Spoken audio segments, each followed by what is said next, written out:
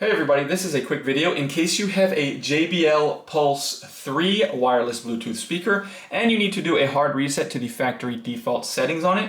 You're going to want to do this reset for one of two reasons. The first one is troubleshooting in case this speaker is not working for any reason, whether it's not connecting to your device or if it's not pairing or syncing with your Bluetooth on your phone or whatever. A factory reset can fix a lot of these issues.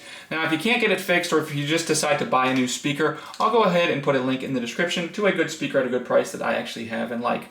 But anyways, the second reason you might want to do this is if you just want to delete all of the pairing history off of it so that you can go ahead and set this up as a brand new speaker. It's really easy to do. We just need to, first of all, make sure that our speaker is turned on. And once our speaker is turned on, we're just going to come and find the volume up buttons and the play buttons. And we're just going to press and hold those two buttons, volume up and play, for at least 3 seconds. And after those 3 seconds or so, the speaker will turn off and then automatically reboot into its factory defaults. And you can go ahead and set this up basically like a brand new speaker.